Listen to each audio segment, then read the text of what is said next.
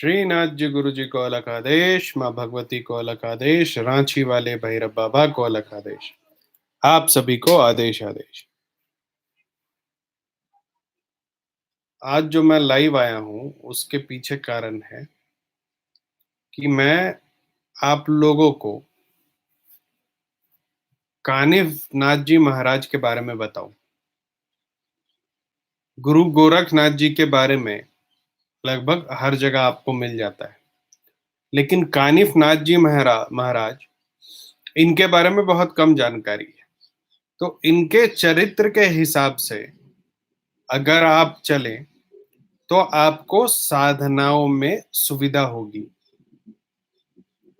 आपको पता रहेगा कि आपका स्वभाव, आपका विचार कैसा होना चाहिए और साधनाओं का प्रयोग कैसे करते हैं।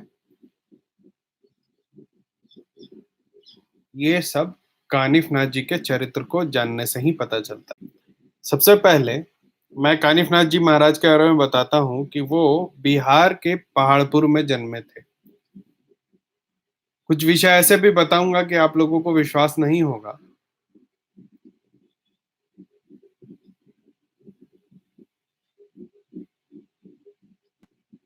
गौतम बुद्ध गौतम बुद्ध जो थे वो एक सिद्ध थे, ठीक है। बुद्ध ने अपने कालखंड में ही ये प्रेडिक्शन किया था कि जो उड़ीसा क्षेत्र है वहां पर कानिफ नाथ जी महाराज का जन्म होगा, और वैसे सिद्ध ना कभी जम्बूद्वीप ने देखा हो है ना देखा होगा।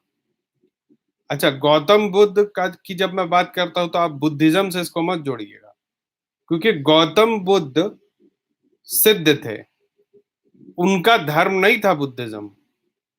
हाँ, वो तो बाद में उनके चेलों ने एक अलग धर्म बना लिया। तो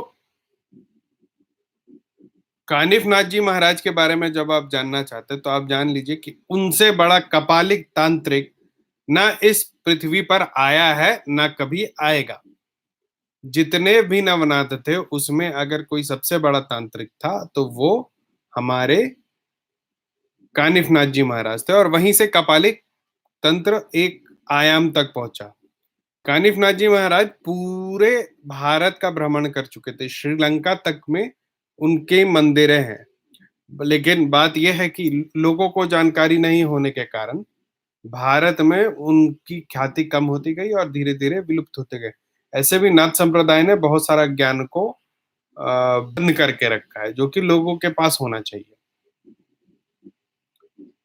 कानिफ नाथ जी महाराज सबसे पहले वो एक सन्यासी बने, वो पूर्णकालिक सन्यासी हुए। बाद में वो अपने गुरु जलेंद्र नाथ जी के पास गए। देखो, ये भी बहुत अच्छी कथा है। जलेंद्र नाथ जी मतलब साधकों में साधक। जो गुरु दत्त के दो चेले हुए जो कि बहुत ज्यादा प्रभावशाली हुए, उसमें एक मच्छेंद्र नाथ जी गोरखनाथ जी के गुरु, दूसरे जलेंद्र नाथ जी के गुरु। जलेंद्र नाथ जी कानिफ नाथ जी के गुरु। जलेंद्र नाथ जी से जब कानिफ नाथ जी मिलने गए तो इन्होंने सोचा कि कोई मेरा गुरु होगा, कोई बहुत मतलब एसेटिक टाइप दिखने वाला व्यक्ति, ये ताम झाम और पूरा मंत्र आभूषण पहने हुए, रुद्राक्ष की मालाएं, मुंडमाल। जो इनके गुरु थे ज्वलेंद्र नाथ, जब वो मिले तो वो एक झाड़ू देने वाले का काम करते थे। उन्होंने अपनी साधनाओं को एक तरफ रख के, क्योंकि वो सिद्ध थे, उनको पता था कि क्या है और क्या नहीं है, वो बिल्कुल ही जमीनी स्तर पर उतर के और वो झाड़ू लगाने का काम करते थे। उनसे ये मिले, उनसे ज्ञान ली। आप लोगों को आश्चर्य होगा जानकर के जो पहली, दूसरी और तीसरा जो जो मुख्य ज्ञान कारिफ नाथ जी महाराज ने लिया वो डाकनियों से लिया। अभी क्या है कि हम लोग डाकनी का मतलब भी नहीं समझते हैं। हम लोगों को लगता है अरे डाकनी शाकनी भूत पलीता, सौ सौ कोस दूर भगाया, चंडी तारा फिरे ब्रह्मांडी, तुम तो तीनों लोक की जननी। मतलब डाकनी को बिल्कुल ही नेगेटिव टर्म में हम लोग आज के डेट में लेते हैं। और क्षुब्ध बुद्धि होने के कारण कलयुग में जो छोटे मोटे तंत्र टोटके वाले लोग हैं, उनको हम डाकिनी घोषित कर देते हैं। देखो, बहुत सारी तरह के जीव इस पृथ्वी पर हमारे साथ घूमते हैं, और उन जीवों को अगर हम सिद्ध कर ले जो हमसे ज्यादा शक्तिशाली हैं, तो हम लोगों को बहुत सारी शक्तियों का की प्राप्ति होती है। किस तरह से प्राप्ति होती है? क्योंकि बहुत सारी ऐसी शक्तियां हैं जो वो कार्य कर सकती है जो हम नहीं कर सकते, तो उनके माध्यम से हम कार्य करवाते हैं। तो उसमें निम्न स्तर हुआ शाकनी, उसके ऊपर डाकनी, और सबसे ऊपर होती है हाकनी। हाकनी के बारे में आप लोगों ने सुना भी नहीं होगा। हाकनी सबसे मजबूत होती है, ठीक है। उनके साथ काम करना बहुत बहुत कठिन कार्य होता है। डाकनियां जो होती हैं वो उनसे नीचे होती है। तो मैंने आप लोगों को हमेशा लाइव वीडियो में बताया है, आप लोगों ने पूछा साधना क्यों करें जब शक्तियों का प्रयोग नहीं करना है, तो मैंने बताया था कि शक्तियों का प्रयोग आप करने के लिए किसी भी शक्ति को ना लाएं, बल्कि उनसे ज्ञानार्जन के लिए आप भले उन शक्तियों को लेकर के आए। तो शक्तियां ज्ञान देती हैं, ठीक है। शक्तियां बहुत सारा आपको ज्ञान देती हैं। तो जब जैलेंद्र नाथ जी के पास कानिफ नाथ जी महाराज पहुंचे, तो सबसे पहले उनको एक डाकनी के पास भेजा, पहले स्तर का ज्ञान लेने के लिए, ठीक है।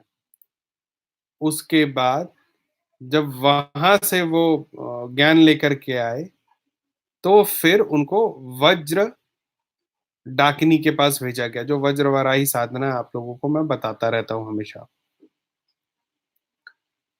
इसके बाद इनको फिर तीसरी डाकिनी के पास भेजा गया। वज्र डाकिनी ने इनको काफी कुछ सिखाया था। मतलब इनका जो एक घमंड था, इनको एक घमंड था कि जैसे आप लोगों ने एक कहानी सुनी होगी जिसमें बताते हैं कि गोरखनाथ जी और कानिफनाथ जी में भोजन को लेकर द्वंद्व हुआ था, जिसमें कि आम का पेड़ से वो फल गिरता है, फिर बोला जाता है कि आप इस फल को ग्रहण करो। तो कानिफनाथ वाले बोलते हैं कि गोरखनाथ जी को भूख लगा था, और गोरखनाथ वाले बोलते हैं कि कानिफनाथ जी को भूख लगा था। खैर, इस द्वंद में हम लोग को पढ़ना ही नहीं है। कहानी यह है कि दोनों में से जिसको भूख लगा था, दूसरे ने पेड़ से आम गिराए अपनी शक्ति से, और उसके बाद अगला खा नहीं पाया। लेकिन नाथों की परंपरा है कि जो सामने भोजन आ गया उसको करना है। अब जब धर्म संकट में पड़े, तो अगले नाथ ने उनको बचाया और सारे पेड़ों को, सारे आम को, फल को फिर से पेड़ पे लगा दिया अपनी शक्ति से। असली कहानी ये नहीं है। असल कहानी ये है कि कानिफ नाथ जी, जो कि पूरे लाव लश्कर में चलते थे, मैंने आप लोगों को बताया था कि कानिफ नाथ जी राजा महाराजा की तरह रहते, इसलिए हम लोग जो चले वो भी राजाओं की तरह रहते हैं। मन से कम राजा रहिए, फिर धन से तो राजा हो ही जाएगा।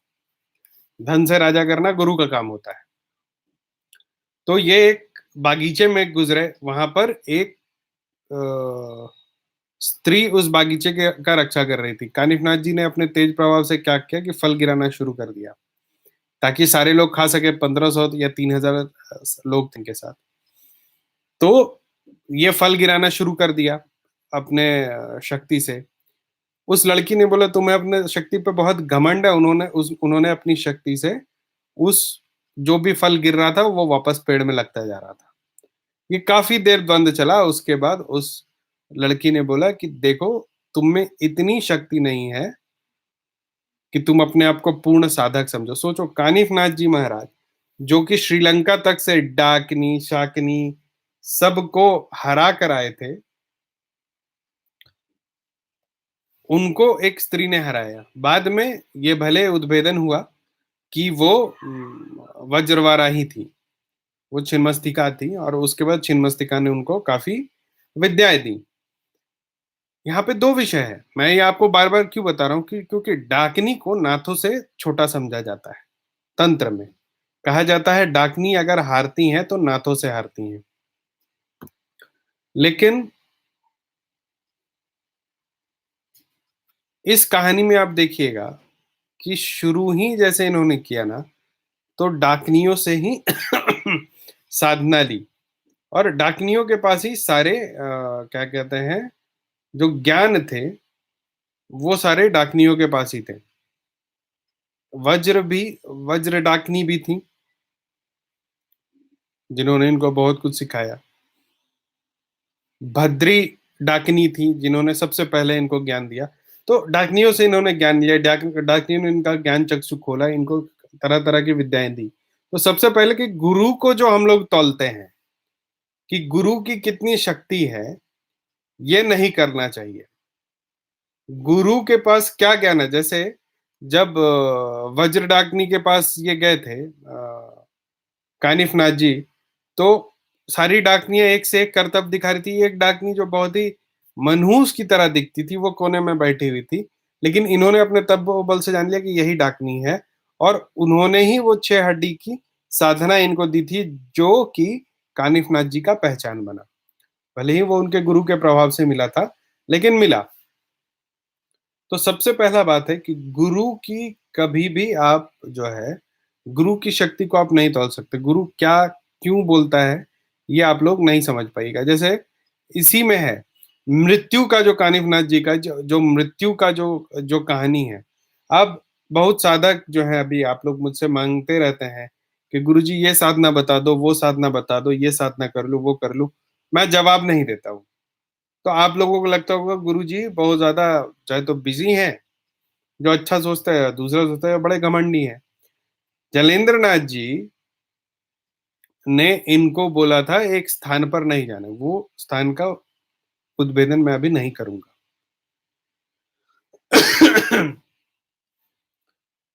तो जब कानिफ नाथ जी ने पूरा पृथ्वी घूम, पूरा भारत घूमा, पूरा जम्बू द्वीप घूमा, इन्होंने श्रीलंका में अपने शक्ति का डंका बजवाया, वहां मंदिर स्थापना हुई इनकी। आज भी वो मंदिर है। वहां जो 7 दिन साधना कर लेता है उसकी हर मनोकामना पूरी होती है। वहां से लौटे वो महाराष्ट्र गए, गुजरात गए, मध्य प्रदेश गए, हर जगह स्थान बनाया। झारखंड में उन्होंने काफी, झारखंड में जो देवघर है, देवघर में उन्होंने काफी दिन प्रचार प्रसार किया। फिर वो देवभूमि चले गए, जहां पर उनको उनके गुरु ने जाने मना किया था। वहीं पे उनकी एक डाकनी से मुलाकात हुई, और इनके और डाकनी में युद्ध छिड़ गया। लेकिन ये महाबली थे, डाकनी इनके सामने कुछ नहीं कर पाई। ठीक है। और इन्होंने डाकनी को परास्त किया, उठा के पटक भी दिया। जब पटक दिया एक स्त्री को, तो इनका, देखो साधक का प्रभाव, जो स्वभाव होता है ना, वो निश्चल होता है। तो ये निश्चलता पूर्वक, एक बार नहीं होता है कि कोई गिर गया, ओहो बेचारा गिर गया है, ऐसा इन्होंने सोचा। जब ऐसा सोचा, जब ये दया का भाव इन्होंने उस स्त्री के प्रति लाया जो कि डाकनी थी, उस डाकनी ने इन पर उसी समय प्रहार कर दिया। अब प्रहार कर दिया तो इनकी मृत्यु हो गई, क्योंकि जब कर्ज चलता है तो वो तो लगता है, उसके बाद आप उससे रिकवर कर जाओ, ये अलग चीज है। तो इनका जो फिजिकल बॉडी था, उसका अंत उस समय हो गया डाकिनी के श्राप से। जो कहानी चलती है कि डाकिनी के श्राप से मर गए, कहानी यहाँ पे लेकिन अंत नहीं होती है। देखो, फिर से गुरु का महत्व मैं आपको बताता हूँ। तो उस समय कानिफ नाथ जी को लगा कि इस स्थान पर मेरे गुरु ने मुझे आने शायद इसीलिए मना किया था, क्योंकि यहाँ पर मेरे देह का अंत है। फिर वो सूक्ष्म शरीर में आए, और उन्होंने अपने चेले को बोला कि मैं 7 दिन में शरीर में वापस प्रवेश करूंगा, तो 7 दिन मेरे शरीर को तुम लोग बिल्कुल ही सुरक्षित रखना। लेकिन डाकनी समझ गई अगर कानिफ नाथ जी शरीर लौट गए तो फिर उसकी खैर नहीं। तो कानिफ नाथ जी के बड़े चेले थे, मैंने बताया कि 1500 लेके चलते थे, कभी 3000, कभी 4500, ऐसे चेलों को वो लेके चलते थे।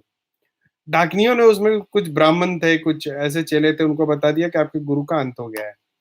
अब ये रोते चिहाड़ते वहां पहुंच गए, राजा के पास गुहार लगाई कि गुरु का देवास हो गया, ये शरीर नहीं जलाने दे रहे। नाचते गाते ले गए और शरीर को फूंक दिया। 7 दिन बाद कानिफ नाथ जी वापस आए कि अरे मेरा शरीर कहाँ है, तो शरीर तो था ही नहीं, उनका शरीर लोगों ने जला दिया था। देखो, गुरु की बात नहीं माननी। पहले कानिफ नाथ जी ने तो देखा अंत हुआ, अब गुरु ने बोला कि 7 दिन तक शरीर को बचा कर रखना, लेकिन फिर चेलों ने नहीं माना, गुरु का शरीर फूंक दिया कानिफ नाथ जी के चेलों ने, तो गुरु विहीन हो गए। समझो, गुरु जब भी कुछ बोलता है ना तो बहुत दूर की बोलता है। और आप अगर अपने इंटेलेक्चुअल कैपेसिटी में उसको जज करने की कोशिश करते हैं, तो वो जज आप नहीं कर सकते। फिर गुरु कानिफनाथ जी ने नाद किया और फिर उनका एक शरीर प्रकट हुआ, लेकिन वो अपने चेलों के साथ फिर इनविजिबल हो गए और वो उसके बाद भी भ्रमण करते रहे, काफी उन्होंने काफी चीजें की। तो दो प्रकरण मैंने बताया आज कानिफनाथ जी के जीवन का। एक तो उनके गुरुओं के बारे में कि गुरु को कभी छोटा नहीं समझना चाहिए, गुरु के ज्ञान को कभी तौलना नहीं चाहिए। वो आपका गुरु इस प्रकृति के, देखो दुनिया में सबसे बड़ी चीज क्या है? भगवान प्रत्यक्ष नहीं है, लेकिन प्रकृति प्रत्यक्ष है। और प्रकृति जब किसी चीज को आपके सामने लेके आती है ना, तो उसके पीछे कारण होता है। आपको आपके सामने अगर एक गुरु दिया जाता है, तो ये मान लो कि वो आपके गुरु बनने लायक है, इसीलिए गुरु है। अब हर व्यक्ति में कुछ ना कुछ खामी और कुछ ना कुछ अच्छाइयां होती हैं, ठीक है। आपका काम है कि आपके गुरु से ज्ञान लेना। दोनों विषय मैंने बताया, जो 3 डाकनियों से कानिफनाथ जी ने शिक्षा ग्रहण की, जो विद्याएं ली। आज के दिन में एक नाथ को बोल दो डाकनी है, उससे तुम्हें शिक्षा है, तुच्छ डाकनी है। गोरखनाथ वालों को बोल दो कानिफनाथ, ये तुच्छ है ये लोग। कानिफनाथ जी सपेरे बन गए थे। अरे मेरे भाई, कानिफनाथ जी या गोरखनाथ जी के ना खून के बराबर ना मैं हूं ना तुम हो सकते हो। दशनामी क्या है? शंकराचार्य, अरे बेकार है। आदि शंकराचार्य के बारे में बोल देंगे, तुम क्या हो आदि शंकराचार्य के सामने? कुछ नहीं हो। तो गुरुओं को और अपने से ज्यादा जानकार लोगों को तौलने की प्रवृत्ति जो है, उसको सबसे पहले निम्न कर दो अगर साधना में आगे बढ़ना है। कानिफनाथ जी जब गुरु को खोजने गए, तो गुरु कौन थे? वो सड़क पे झाड़ू लगा रहे थे। दूसरे गुरु को लेने गए तो गुरु कौन थी? वो एक डाकनी थी। ऐसे ही एक बहुत, जब वो मिले तो वो एक मलिन और लड़की के रूप में घूम रही थी, एक बहुत एक गंदे से घर में रहती थी। लेकिन अगर उस समय उन्होंने जज कर लिया होता कि ये लड़की ऐसी मलिन दिखने वाली, ये क्या मुझे ज्ञान देगी, तो उनको ज्ञान नहीं प्राप्ति होती। जब वज्र डाकनी के पास दूसरी बार गए, तो वज्र डाकनी को अगर उन्होंने देखा होता कि इतनी महान महान डाकनियां इतना बड़े बड़े खेल दिखा रही हैं, इतने वीर जो है इतना बड़ा बड़ा कर्तव्य दिखा रहे हैं, ये कोने में बैठी हुई डाकनी मुझे क्या सिखा देगी? तो जो मुख्य उनका ज्ञान था वो उनको कभी नहीं मिलता। गुरु जैलेंद्र नाथ का झाड़ू देते हुए अगर उन्होंने देख के उसी समय जज कर लिया होता कि ये गुरु मुझे क्या बताएगा, तो वो कानिफनाथ जी शुरू होने से पहले खत्म हो जाते। गुरु की बात उन्होंने मान ली होती और जिस देव स्थान पर जाने उनको मना किया गया था वहां वो नहीं जाते, तो उनके देह का अंत नहीं होता। लेकिन उनको भी सीखना था, और देह का अंत होने के बाद अगर उनके चेले उनकी बात मान लेते, तो उनको गुरु वियोग नहीं सहना पड़ता। तो दो उनके जीवन का, दो मैंने आज आप लोगों को इंसिडेंट शेयर किया। एक उनकी विद्या और एक उनका अंत, जो पहले शरीर का अंत था। देखो जो मंत्र बना, ओम चैतन्य कानिफनाथाय नमः, मतलब उस कानिफनाथ को नमस्कार है जो कि चैतन्य है। चैतन्य का मतलब होता है जिनका अंत नहीं हुआ हो, जो जीवित है। अब यहां पर एक बड़ा सवाल है। कानिफनाथ जी पहाड़पुर बिहार में रहे, मृत्यु उनकी उड़ीसा, उस समय के उड़ीसा, बंगाल, बिहार, झारखंड एक था, उसमें हुई। पहाड़पुर से करीब करीब 150 किलोमीटर की दूरी पे। कथा अनुसार उनके चेलों ने उनका जो पहला शरीर था उसको फूंक दिया। दूसरा शरीर में आज भी कानिफनाथ जी वास कर रहे हैं, ठीक है। तो फिर विषय है कि जो पुणे में मर रही है वो कहां से आई? बड़ा द्वंद है। तो चाहे तो इस द्वंद में पढ़ो या फिर ज्ञान लो और साधना करो। कानिफनाथ जी ने क्या किया? उतने द्वंद के बीच कि गुरु झाड़ू देते हैं, गुरु सबसे निम्न कोटि की डाकनी है, गुरु मलिन दिख रही है, सब छोड़ के उन्होंने क्या प्राप्त किया? उन्होंने ज्ञान प्राप्त किया। तो धर्म की राजनीति, धर्म की कथाएं और धर्म में जो उलझन है उनको छोड़ करके जो सीधा तत्व है उसको पकड़िए। सवाल जवाब करके समझना सही है, लेकिन सवाल विषय पर हो सकता है, सवाल सिद्धों पे नहीं हो सकता। सवाल नवनाथों पे नहीं हो सकता, सवाल परब्रह्म पे नहीं हो सकता, सवाल त्रिलोक के स्वामियों पे नहीं हो सकता, सवाल महामाया पे नहीं हो सकता, सवाल गुरुओं पे नहीं हो सकता, सवाल विषय पर हो सकता है। तो आज के बाद जब भी आप किसी व्यक्ति के बारे में बोलें कि अरे वो तो निम्न स्तर का है, वो खराब है, तो उस चीज में हमेशा ध्यान रखिएगा कि आप क्या उस व्यक्ति के स्तर के हैं, चाहे वो बुरा हो या अच्छा हो। अगर आपका गुरु है तो आपको आज उस गुरु से हो सकता है प्रॉब्लम हो, लेकिन जब आप पहली बार मिले थे तो क्या आपने ये आका था कि वो आपसे ज्यादा है? अगर आपने पहली बार आका था तो वो हमेशा आपसे ज्यादा है, और प्रकृति के ऊपर आप नहीं है। प्रकृति ने आपको जिसको दिया है उसको आपको ग्रहण करना चाहिए। दूसरा, ज्ञान जहां से मिले बटोर लो। ज्ञान जहां से मिले बटोर लो। और अंतिम बात कि गुरु जो ज्ञान दे उसको सवाल नहीं, गुरु जो निर्देश दे उस पर सवाल नहीं, गुरु जो आदेश दे उस पर सवाल नहीं। तुम एक चीज, एक ज्ञान गुरु ने तुम्हें दिया, तुमने सोचा कि भाई यूट्यूब पे तो लेकिन ऐसा बताया था, तो तुम्हें गुरु जानता है, तुम्हें यूट्यूब नहीं जानता, तुम्हें गूगल नहीं जानता, तुम्हें जो मास में जो इंफॉर्मेशन लोग दे रहे हैं वो नहीं जानते। तुम कितने सक्षम हो, तुम्हारा ज्ञान कितना है, तुम्हारी एनर्जी बॉडी कितनी है, तुम्हारा ऑरा बॉडी कितना सह सकता है, और तुम्हारा फिजिकल बॉडी कितनी साधना ले सकता है कि तुम कैंसर से ना मरो, ये सिर्फ तुम्हारा गुरु जानता है। तो कानिफ नाथ जी के जीवन से एक चीज जो सबसे बड़ी सीख मिलती है वो ये है कि गुरु गुरु होता है।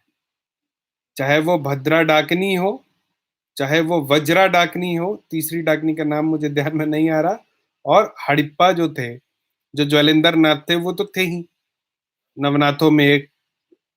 ठीक है, तो ये आज का विषय, मतलब जो चर्चा का विषय है गुरु जी के बारे में, वो आज यहीं समाप्त करता हूँ। गुरु जी के जीवन के और कथा को लेकर के, जैसे अभी मैंने बहुत वेग में आपको तीनों डाकनियों के बारे में बताया, आगे मैं आपको बताऊंगा कि वज्र डाकनी के साथ क्या उनकी बात हुई, वज्र डाकनी से उन्होंने क्यों विद्या लिया, क्या विद्या लिया, भद्रा के पास वो क्यों गए, क्या विद्या लेकर के आए वहां से, वज्रा डाकनी से लौट के आए तो उनसे उनके गुरु क्यों नाराज हो गए। ऐसा थोड़ी था कि कानिफनाथ जी भी परफेक्ट थे, वो भी एक मनुष्य थे, महासिद्ध थे, उनको सिद्धियों में बहुत प्रयत्न नहीं करना होता था, लेकिन शुरुआत उन्होंने भी तो शून्य से किया था। तो गुरु उनसे क्यों नाराज हुए, कौन सी विद्याएं उनसे दूर रखी गई, कैसे गुरु अपने शिष्य को औकात में रखता है ताकि शक्ति होने के बाद भी चेला जो है वो हमेशा सौम्य रहे। ये बहुत सारी विषय हैं जो कानिफ नाथ जी का चरित्र है ना, वो आप अगर पढ़ लोगे, सिर्फ नाथों में कानिफ नाथ जी का चरित्र नहीं है। कानिफ नाथ जी एक इतने बड़े साधक हुए भारतवर्ष में सिर्फ प्रचार प्रसार उनके विद्या का ना होने के कारण वज्र साधना देने वाले थे वो इस पृथ्वी को, वज्रवाराही और वज्रा डाकनी के कहने पे उन्होंने दिया था। छिन्मस्तिका स्थान में उन्होंने छिन्मस्तिका को उतार दिया था। बौद्ध उनको अपने गुरु मानते हैं, श्रीलंका वाले उनको अपना गुरु मानते हैं, नवनाथ में जो हम लोग कानिफनाथी उनको अपना गुरु मानते हैं।